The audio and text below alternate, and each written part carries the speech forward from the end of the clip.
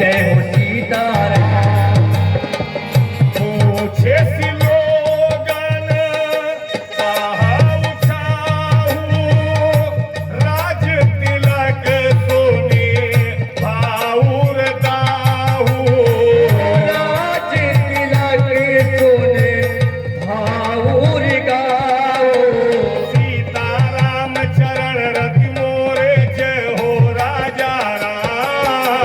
सीताराम चरण रति मोरे जय हो राजा राम। अनुदिन बढ़ऊ अनुग्रह तोरे जय श्री सीताराम। अनुदिन बढ़े अनुग्रह मोरे जय हो रीता। मंथरा के ऊपर सरस्वती मैया सवार हुई, तब इसकी बुद्धि बदली।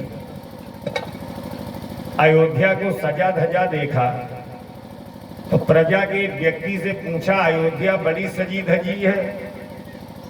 उस व्यक्ति ने कहा, पागल हो गई हो, कल प्रभु श्री राम जी का राज तिलक है।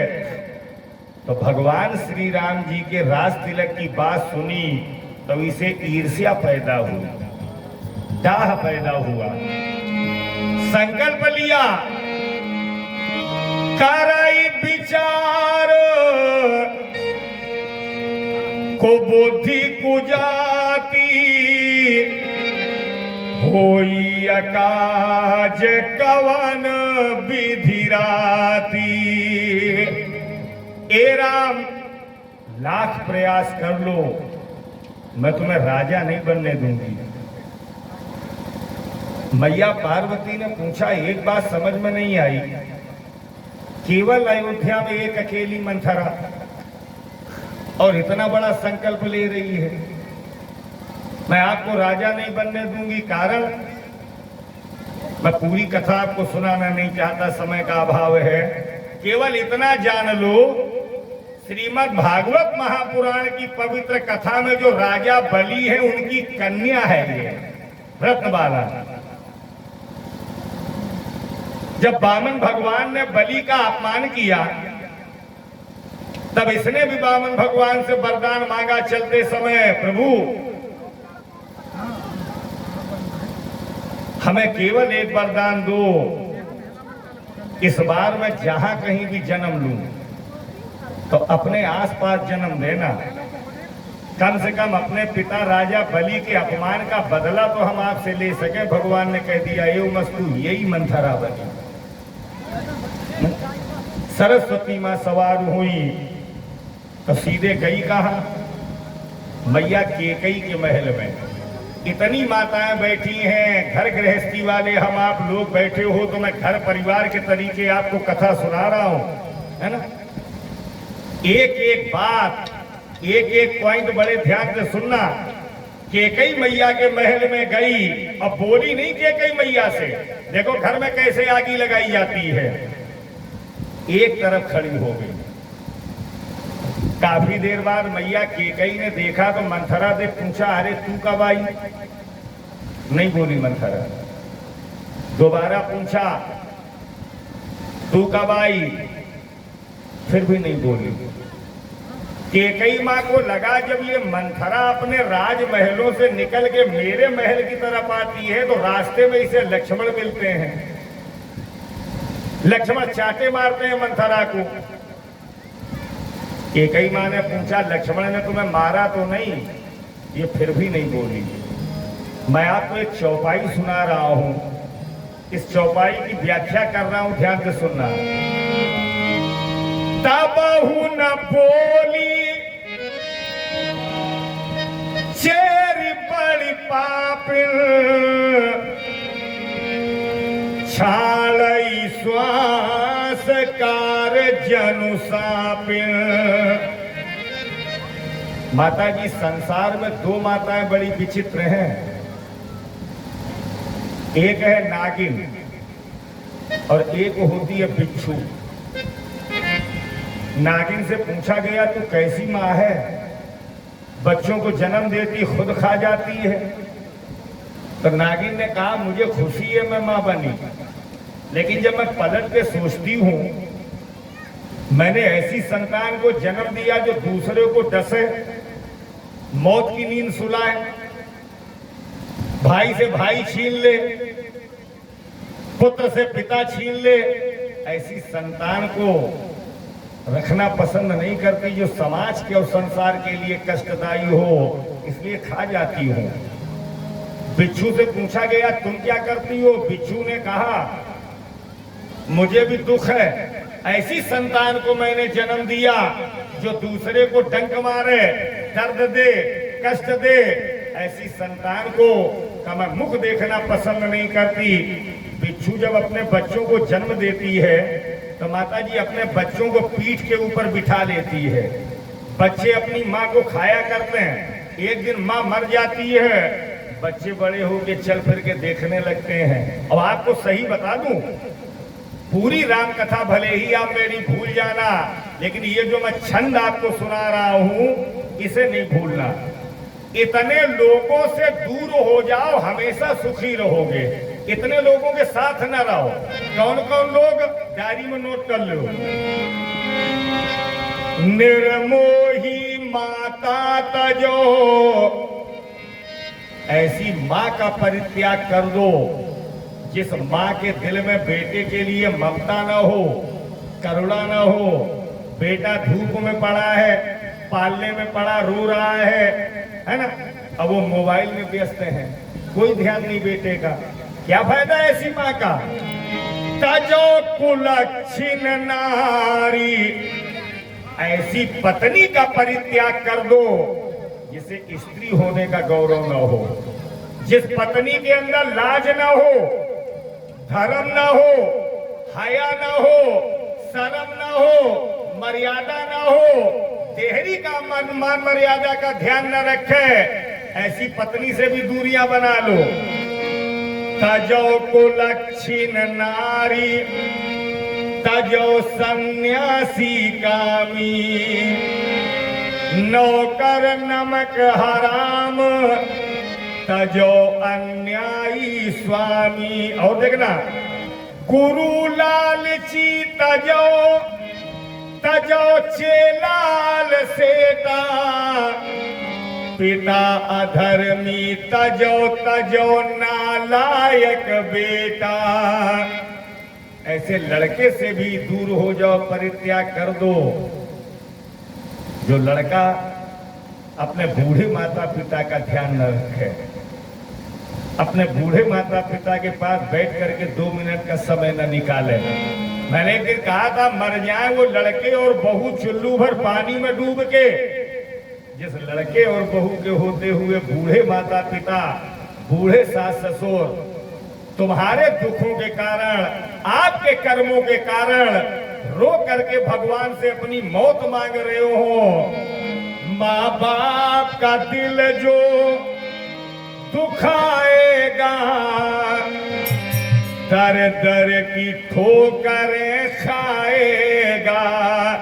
जिस घर की देहरी के भीतर, जितने नौजवान भाई बैठे हो सुन लो, माता पिता अगर आपके दुखी हैं तो आप सर पटक के मर जाना।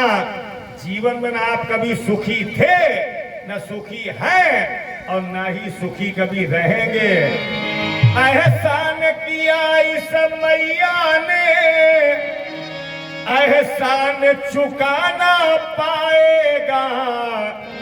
माँ बाप का दिल जो दुखाएगा, दर दर की ठोकरें खाएगा। एक मैं आपको भजन सुनाऊं।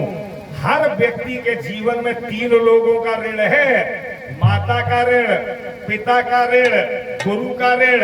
इस भजन में देखना मेरी माँ ने हमारे आपके लिए क्या किया, पिता ने क्या किया। गाइए इस भजन को।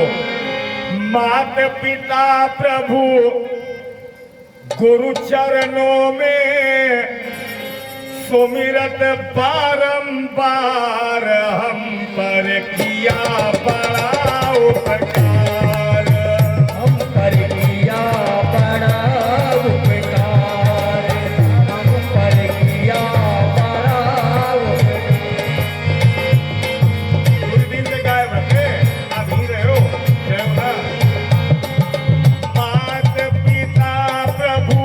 गुरु चरणों में सुमिरत बारंबार हम पर किया बड़ा उपकार। हम पर किया बड़ा उपकार, हम पर किया बड़ा उपकार। जो बहुत ध्यान से सुनना, माता ने जो कष्ट उठाया, माता ने जो कष्ट उठाया, माता ने जो कष्ट उठाया, माता ने जो कष्ट उठाया, उंगली पकड़ कर चलना सिखाया, उंगली पकड़ कर चलना सिखाया, ममता की दी शीतल छाया, ममता की दी शीतल छाया, वो ऋण कभी न जाए चुकाया, वो ऋण कभी न जाए चुकाया। जिस माँ ने जिनकी गोदी में पढ़ लिख कर, जिनकी गोदी में पढ़ लिख कर कहलाते होशियार, हम पर किया बड़ा उपकार, हम पर किया बड़ा उपकार। मात पिता प्रभु गुरु चरणों में सुमिरत बारंबार, हम पर किया बड़ा उपकार। हम पर किया बड़ा उपकार, हम पर किया बड़ा।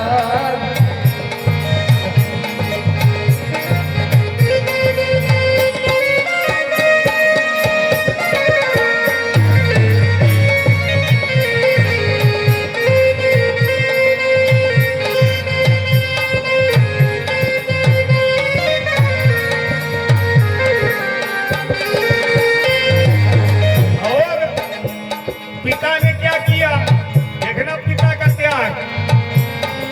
पिता ने हमको योग्य बनाया, पिता ने हमको योगी बनाया, पिता ने हमको योग्य बनाया, पिता ने हमको योगी बनाया, कमा कमा कर अन्न खिलाया, कमा कमा कर अन्न खिलाया।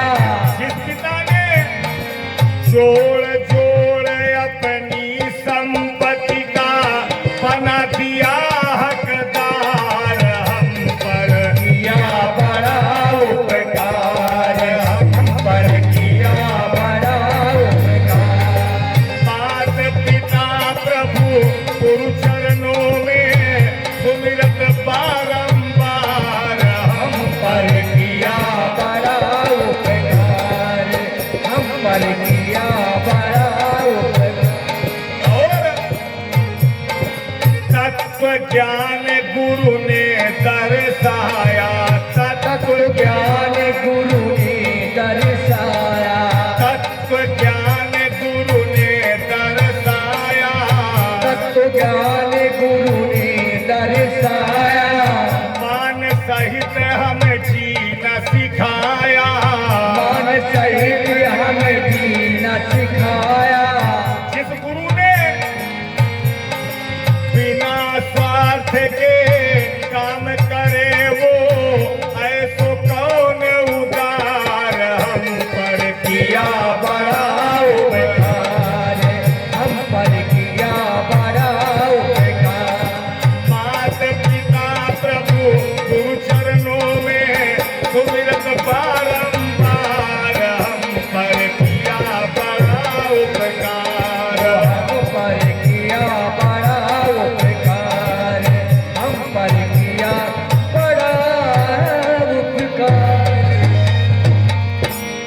आज मैं निवेदन करूं, काफी देर बाद मंथरा से केकई माँ ने पूछा, ये बता अयोध्या में कुशल है? बड़े ध्यान से सुनना माता जी।